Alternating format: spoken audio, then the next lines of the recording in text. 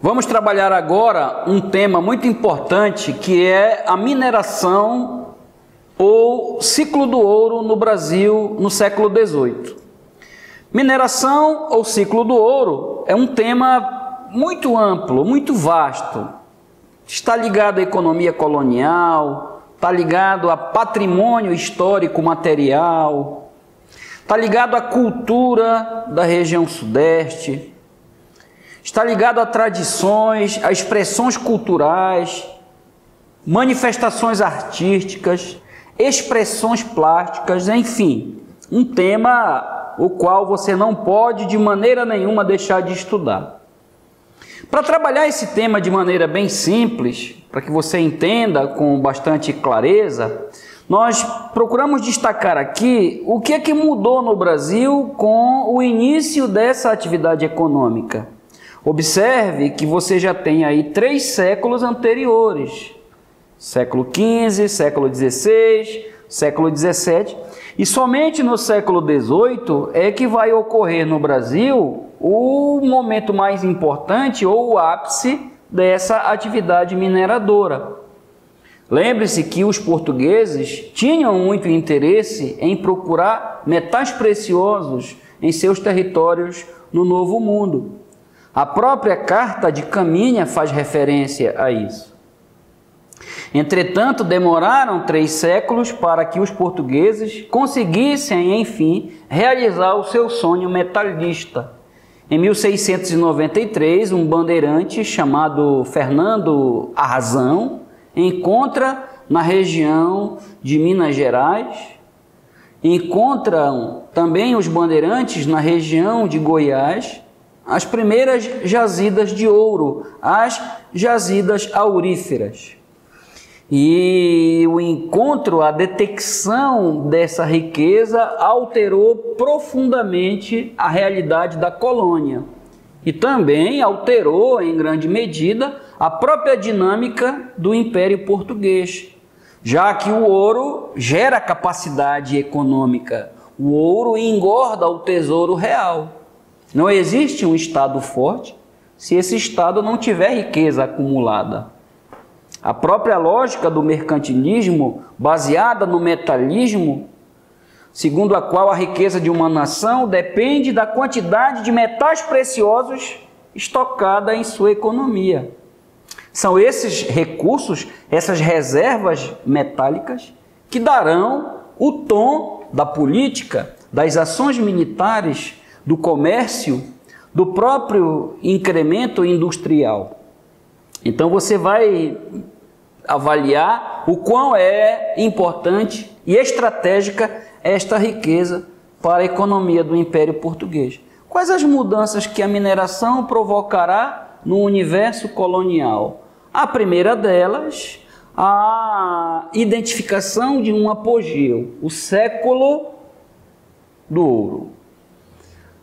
A transferência da sede da administração da colônia, a primeira sede da administração Salvador, na região Nordeste, já que ali na região Nordeste você teve não só o início da colonização, como a primeira grande atividade econômica, a lavoura canavieira ou a empresa colonial açucareira. Lembrando, empresa no sentido capitalista. Colonial porque gerou colonização, gerou ocupação, e açucareira porque este produto da pauta de exportações é um gênero agrícola com alta demanda no mercado externo, adequando-se ao que Caio Prado Júnior chama de lógica da colonização, ou seja, a lógica da exploração. Essa transferência do centro econômico e administrativo de Salvador para o Rio de Janeiro está ligada a fatores estratégicos. Como o Rio de Janeiro fica mais próximo da região das Minas, ficaria mais fácil para a coroa portuguesa o escoamento da produção, o embarque desses estoques e também o monopólio, ou seja, a exclusividade do Estado no que toca ao aproveitamento dessa riqueza. Então, da região Nordeste, o Sudeste passa a ocupar a condição que tem até hoje, região mais dinâmica, região mais presente na economia brasileira no que diz respeito ao acúmulo de capital. Aqui nós temos um mapa mostrando a divisão territorial que foi promovida pelo rei de Portugal, à época Dom José I, que era auxiliado por um ministro chamado Sebastião José de Carvalho e Melo, ou Marquês de Pombal. Dentro das chamadas reformas pombalinas, uma delas foi justamente a transferência da sede da colônia de Salvador, no Nordeste, para o Rio de Janeiro. Isto vai ocorrer no ano de 1763. Você vai chamar de meados, segunda metade do século XVIII, que é o século do ouro no Brasil. Você tem aqui em rosa, né, toda essa região, uma parte do Nordeste e toda a região Norte. Essa região é chamada de Estado do Grão-Pará e Maranhão. O que é o Estado do Grão-Pará e Maranhão? Toda a Amazônia, mais uma parte do Nordeste. E a partir do Rio Grande do Norte, a partir da região Nordeste, todo esse território é chamado de Estado do Brasil. Estado do Grão-Pará e Maranhão, capital Belém. Estado do Brasil, capital primeiramente Salvador e posteriormente o Rio de Janeiro. Isso integra as chamadas reformas pombalinas. A política pombalina, que serão todas as ações da coroa portuguesa em relação aos seus domínios coloniais. Dependendo daquilo que você quer observar, você pode estar falando aí, por exemplo, da história da região sudeste, o apogeu da mineração, a história da região norte, a história do Amapá, está ligada também às ações conhecidas como política pombalina, que serão todas as ações colonizadoras desenvolvidas pela coroa portuguesa sob a batuta, sob a regência de Sebastião José de Carvalho e Melo, o Marquês de Pombal. Reinava em Portugal Dom José I, um déspota esclarecido, e o Marquês de Pombal era responsável pelos assuntos ultramarinos, pelos assuntos coloniais. Tudo o que estivesse relacionado a esses assuntos coloniais, quem orientava a política do Estado era o Marquês de Pombal. Foi influenciado por uma política conhecida como absolutismo ilustrado ou despotismo esclarecido, a ideia de um Estado absolutista, mas iluminado pela razão, as ideias da cientificidade do século XVIII, o descolamento do saber em relação à religião, o saber tradicional. Isso é uma marca do século XVIII que estará presente também na política pombalina, na política do Marquês de Pombal.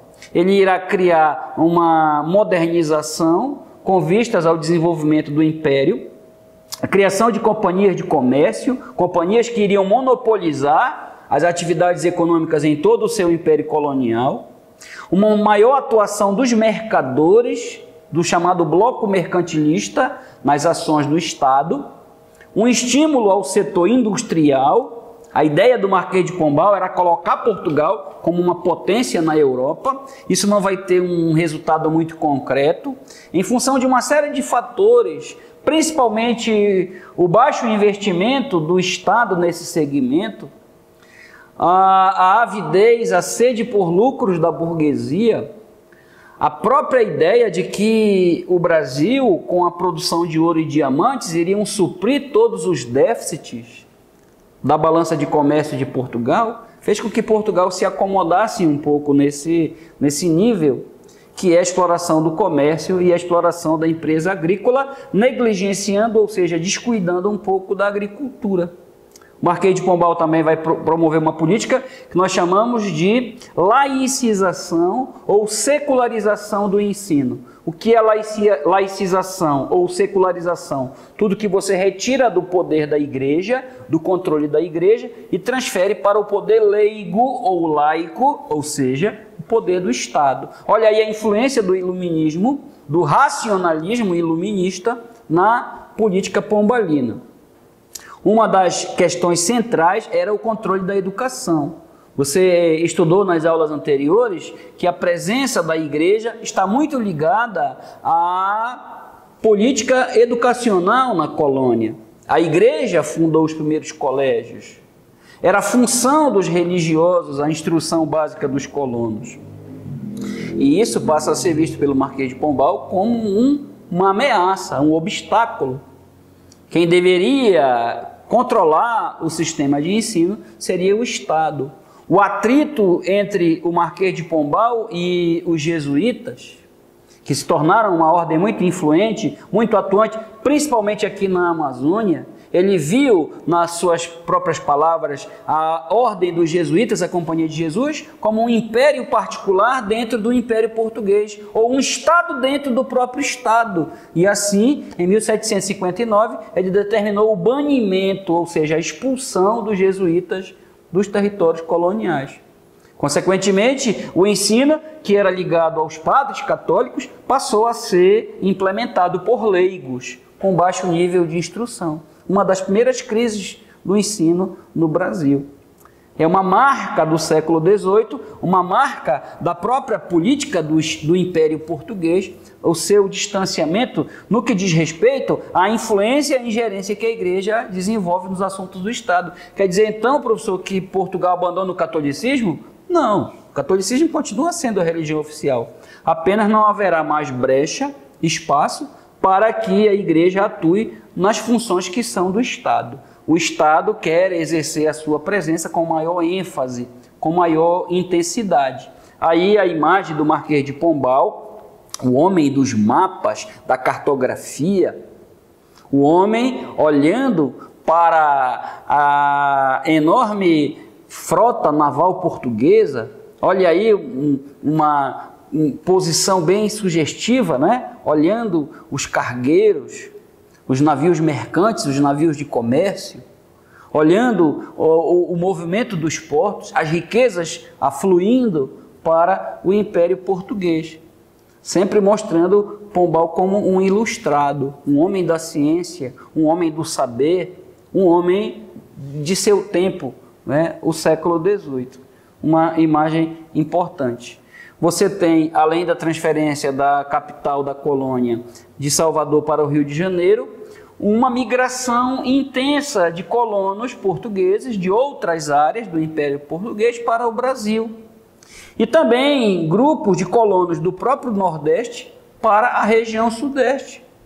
A notícia do descobrimento do ouro, a possibilidade de um enriquecimento rápido, aparentemente fácil, atraiu muitos colonos. E a população, em um século, teve um crescimento exponencial de sua população. De 300 mil habitantes, em um século, a colônia passou a ter 3 milhões de habitantes. Ou seja, há um crescimento demográfico substancial em função dessa possibilidade de enriquecimento. Muitos comerciantes, muitos profissionais liberais, muitos funcionários públicos, padres, também a intensificação do tráfico negreiro, que passa a ser ampliado em função da necessidade de braços para a extração de ouro e também para a extração de diamantes. Isso vai gerar um crescimento populacional. A urbanização, o surgimento de núcleos coloniais, esse crescimento populacional, essa dinamização das profissões, das formas de geração de emprego e de renda, fez com que surgissem muitos núcleos coloniais. Ouro Preto, que depois passou a se chamar Vila Rica, Sabará, Congonhas, Paracatu, Araxá de Minas, Diamantina, são núcleos coloniais importantes ligados ao processo da mineração no século XVIII. São João del Rei, não podemos esquecer. O crescimento populacional, a dinamização interna do mercado, já que você tem uma atividade que se desenvolve com um certo dinamismo, muito comércio, muitos impostos, muitas funções públicas, militares para fiscalizar o transporte dessas mercadorias, os tropeiros trazendo mercadorias da região Nordeste, da própria região litorânea, do território colonial, uma enorme presença de escravos africanos, populações africanas que foram escravizadas e para cá compulsoriamente trazidas, o desenvolvimento de gostos, de hábitos de consumo diferenciados, o gosto pela alimentação mais farta, a ornamentação das catedrais, o barroco como um estilo artístico se destacando nesse processo, em que a religiosidade é expressada de forma rica, de forma exuberante, e a presença de muitos trabalhadores livres, tropeiros, comerciantes, negros forros, ou seja, libertos, profissionais liberais, médicos, advogados, muitos funcionários públicos, em função da necessidade do Estado em gerar, em gerir, em administrar essa atividade econômica. Não se pode descuidar, porque o ouro pode ser desviado. E a presença desses muitos trabalhadores livres cria um mercado consumidor interno que não depende necessariamente do abastecimento da metrópole. Um crescimento relativamente autônomo, sem com que o Brasil, claro, deixasse de ser colônia. Você entende que a colônia passa a suprir a sua demanda de comércio, produzir internamente aquilo que consome, sobretudo no setor agrícola. E assim, a dinamização de atividades como a construção de portos, a ampliação da frota mercante, ou seja, os navios de transporte de cargas, o crescimento de cidades na região sudeste e o surgimento de muitos trabalhadores livres, aí citados, tropeiros, artesãos, carpinteiros, alfaiates, militares, clérigos, funcionários públicos, todos ligados direta ou indiretamente à atividade mineradora. Há aqueles que transferem-se com suas famílias para a região das minas em busca de ganhos. Não necessariamente na extração de ouro e de diamantes, mas no estabelecimento de empórios, pequenas mercearias, tavernas, barbeiros, açougueiros, donos de curtumes, ourives, muitos artesãos, músicos, artistas, que irão habitar esses espaços sociais, criando uma nova camada social, um dinamismo social que irá diferenciar essa sociedade mais urbana daquela que foi a sociedade do açúcar, mais ruralizada, mais concentrada no campo. Você tem uma outra característica, que é uma maior presença do Estado, pela própria natureza autoritária da política pombalina, a própria percepção que o Estado desenvolve de que ele precisa ampliar a sua presença na colônia, exercer a sua soberania sobre o território, exercer o seu poder sobre as populações e, principalmente, assegurar o controle das riquezas. A ideia de soberania à época, pensada a partir do referencial do Estado, uma maior presença administrativa do Estado português na colônia. Isso vai ser perceptível, isso vai ser visível através das leis, através dos impostos, o chamado fiscalismo, o chamado arroxo fiscal. O que é o arroxo fiscal? A intensificação da cobrança de impostos. A coroa não esquece de ter a sua participação no capital que é gerado pela extração de ouro e de diamantes. Uma primeira legislação implantada em 1702, em alguns livros você pode encontrar até 1703 ou 1705, o chamado Regimento das Minas. Olha a nomenclatura. Regimento, uma legislação do Estado, do poder régio. Por essa legislação, o ouro e todas as riquezas do subsolo passariam a ser consideradas propriedade exclusiva da coroa portuguesa. Lembre-se que essa propriedade exclusiva também é chamada de monopólio, onde cabe ao Estado o direito de apropriar-se das riquezas da colônia. Isso está na lógica, na natureza da colonização. Mas como o Estado não é uma empresa, ele não tem o capital, ele não tem o suporte logístico, ele entende que pode transferir para terceiros ou particulares essa exploração das riquezas. Lembrando que na legislação da época, tudo era considerado bem público ou bem comum, ou seja, de uso de todos. Muito embora, na essência, o grande proprietário, o grande detentor legal dos direitos é o Estado. Então, pelo regimento das minas, o ouro e todas as riquezas do subsolo eram monopólio estatal. Além de determinar esse monopólio do rei sobre o ouro e as demais riquezas minerais encontradas na colônia, o regimento das missões também cria uma nova pessoa, um novo ente, um novo ser administrativo, que é a chamada Intendência das Minas. As antigas câmaras municipais, na região das áreas mineradoras, passará a se chamar Intendência das Minas. Essa intendência é o órgão do Estado que atuará no processo de fiscalização, a administração de todo o contexto urbano e também a cobrança dos impostos. E o responsável por essa instituição, criada pelo Regimento das Minas, é o chamado Intendente das Minas. Essa figura do intendente, a partir do século XX, sobretudo da década de 30, a partir do início da chamada Era Vargas, essa intendência passará a denominar-se Prefeitura Municipal e o antigo intendente do período colonial passará a denominar-se Prefeito Municipal. Então, caberá à intendência a chamada gestão, ou seja, a administração régia, a administração do Estado na pessoa do intendente. Além dessas medidas, os impostos eram inúmeros.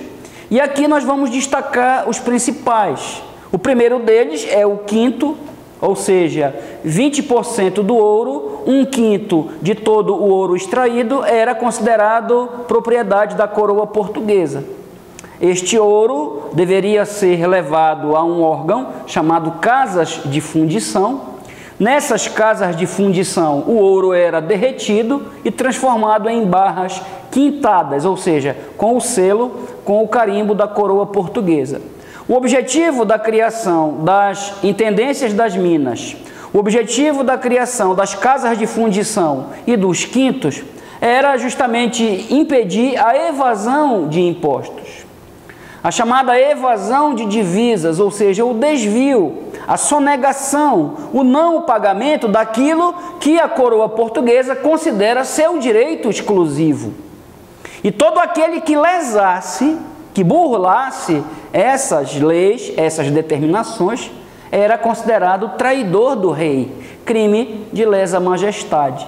Era um crime considerado gravíssimo, sob os quais recorriam as penas capitais, ou seja, as penas máximas.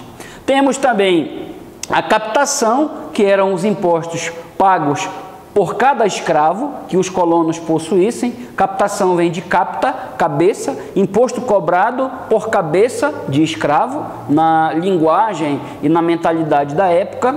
Se alguém possuísse um açougue, uma taverna, um empório, uma farmácia, um curtume, qualquer tipo de estabelecimento onde fosse empregada a mão de obra escrava, esse proprietário seria tributado por escravo que possuísse. Então, captação, imposto cobrado pela propriedade dos escravos. Temos também a finta, que é anterior à derrama. A finta correspondia a 30 arrobas de ouro. Todos os colonos, quando atingiam um patamar significativo de produção, deveriam entregar 30 arrobas. 30 arrobas, cada arroba calculava-se à época 15 quilos, então 450 quilos de ouro. E a partir de 1765, já no reinado de Dom José I e na administração pombalina, ou seja, do Marquês de Pombal, foi instituída a chamada derrama. Derrama, anote aí, era a cobrança dos quintos devidos, ou a cobrança dos quintos atrasados. Uma espécie de compensação das perdas da coroa portuguesa. O Marquês de Pombal, percebendo que a produção aurífera diminuíra ele vai determinar que os colonos, escolhidos por sorteio, deveriam enviar para a metrópole, ou seja, para a coroa portuguesa, a quantidade de ouro até que se completasse 100 arrobas, ou seja, 1.500 quilos. Se você considera que uma arroba eram 15 quilos, 100 arrobas, 1.500 quilos, 1,5 toneladas de ouro. Só por aí você já vê a exorbitância, o exagero que era a quantidade de tributos. E isso era cobrado de toda a população da região das minas. Isso vai atingir aos interesses dos pequenos mineradores, os chamados faiscadores, mas também vai atingir os interesses dos grandes mineradores, dos grandes comerciantes, que veem a derrama como um abuso da coroa portuguesa, um arbítrio, ou seja, um abuso de poder. Isso vai gerando um descontentamento, vai plantando uma semente de descontentamento, de revolta, gerando motins, sedições, rebeliões coloniais. Então, a derrama determinava que a colônia deveria enviar a Portugal a quantidade de 100 arrobas de ouro por ano. Quando essa quantidade não fosse alcançada, uma vila, uma povoação seria escolhida e ali os moradores seriam expropriados, ou seja, os bens seriam confiscados para que isso fosse transformado em metal amoedável, ou seja, em ouro para a coroa portuguesa. Muito embora a derrama tenha sido criada pelo Marquês de Pombal, mas é no reinado de Dona Maria I, rainha portuguesa muito conhecida, que assume a partir de 1777, após a morte de seu pai, Dom José I. Uma das primeiras medidas da rainha, Dona Maria I, foi afastar Pombal do seu cargo. Pombal foi exonerado. A chamada viradeira, como ficou conhecido, a política de Dona Maria I. E uma das características de Dona Maria era a austeridade fiscal, a cobrança excessiva de impostos. E aí que você vai ter as revoltas.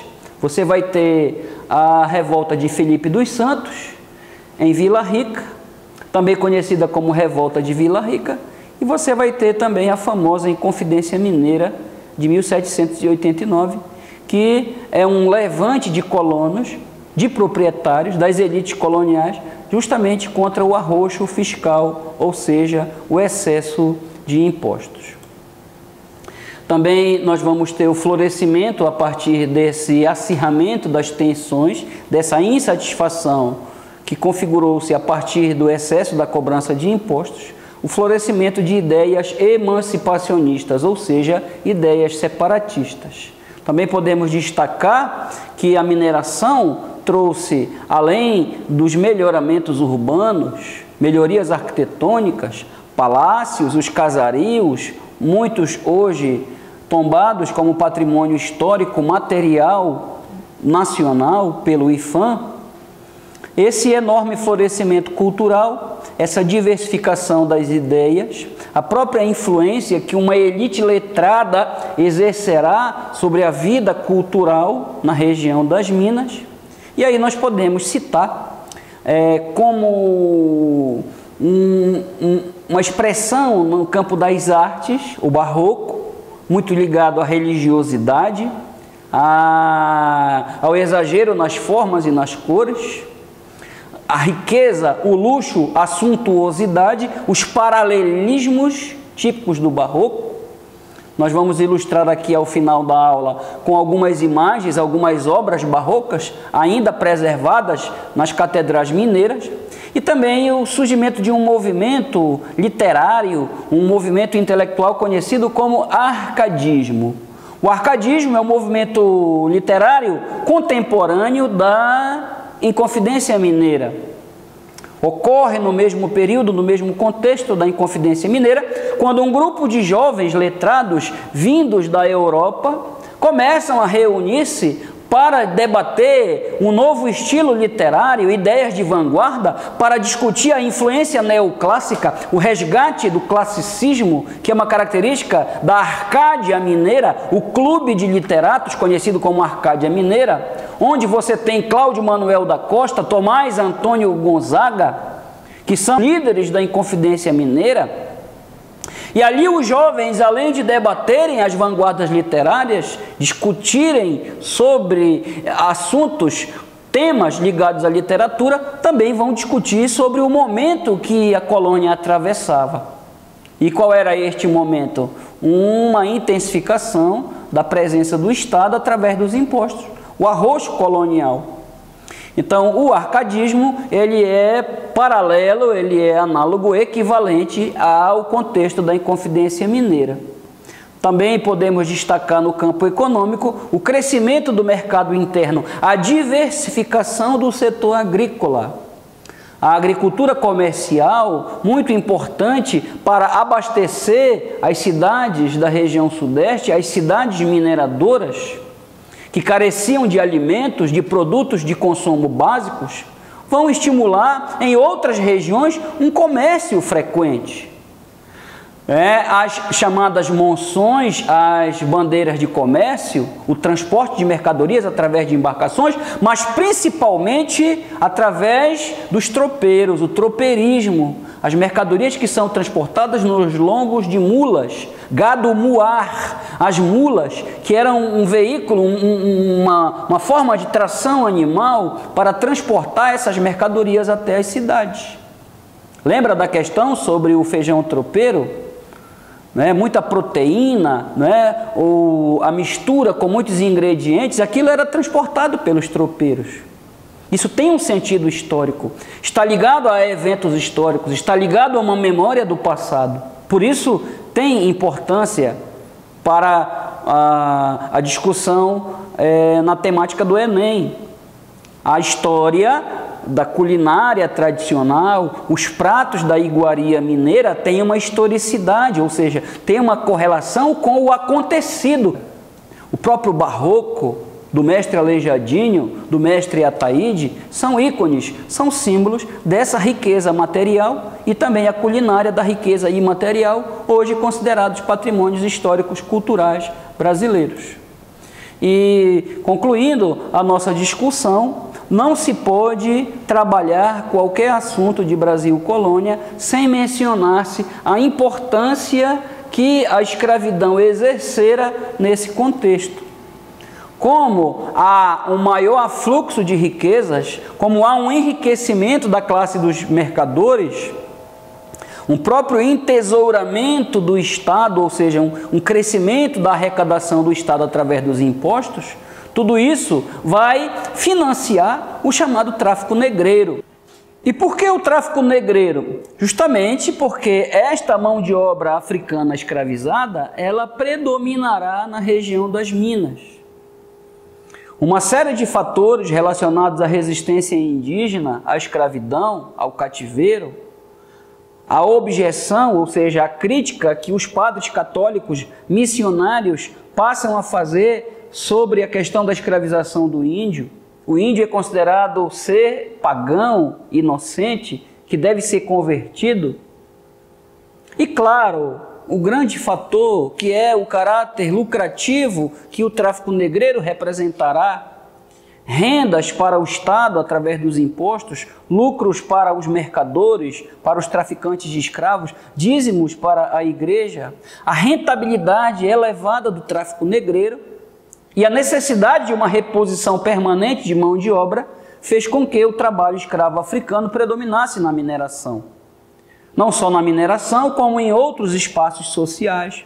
A escravidão urbana, por exemplo, muito comum no Brasil colonial. E o trabalho escravo na região das Minas apresenta algumas diferenciações em relação ao trabalho na lavoura da cana-de-açúcar. Uma dessas diferenciações é o desgaste, os riscos relacionados à insalubridade. Os acidentes eram mais frequentes. Trabalhavam em túneis sem nenhum escoramento, sem nenhuma segurança. adquiriam doenças respiratórias, trabalhavam submersos com água até o peito. E assim, o tempo de vida útil desses escravos reduziu consideravelmente se comparado aos tempos da cana-de-açúcar. A média de vida de um escravo nas regiões mineradoras caiu para um período que oscilava entre 12 e 15 anos de vida. Ou seja, os escravos tinham uma expectativa de vida muito baixa.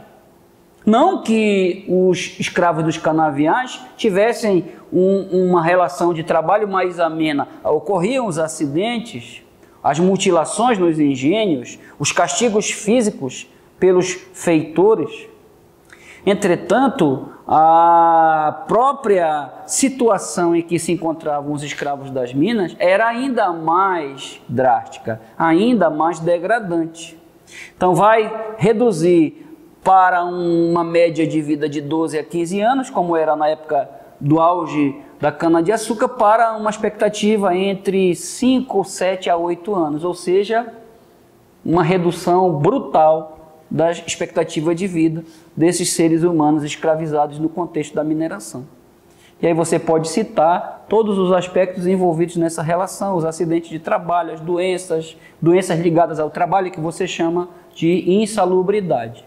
Entretanto, a elevada frequência com que o tráfico negreiro alimentava as regiões mineradoras passou-se a considerar a propriedade escrava como um mecanismo de status social, ou seja, a riqueza de uma pessoa era medida pela quantidade de escravos que ela possuísse.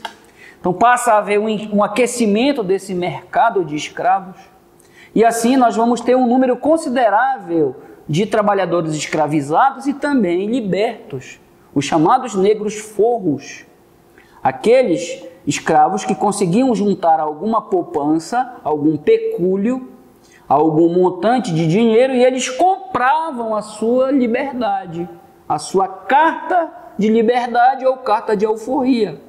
Trabalhavam ali, perambulando nas minas abandonadas, nas áreas de pequena extração, também conhecidas como faisqueiras. Nessas faisqueiras, alguns pequenos mineradores, para estimular a produtividade dos seus escravos, prometiam-lhe a liberdade em troca de uma boa produção de ouro, oferecendo inclusive um pequeno percentual do ouro extraído aos seus escravos.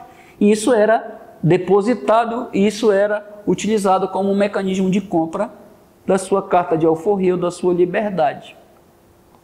E a obtenção da liberdade não significava inclusão social, não significava cidadania, não significava mobilidade social, já que a mentalidade escravista, a própria legislação, as formas de relacionamento social sempre apontavam o liberto, sempre apontavam o ex-escravo vinculando-o à sua antiga condição de cativo. O ex-escravo, o negro forro, seria um cidadão de segunda categoria, como diz o professor Marco Napolitano da USP.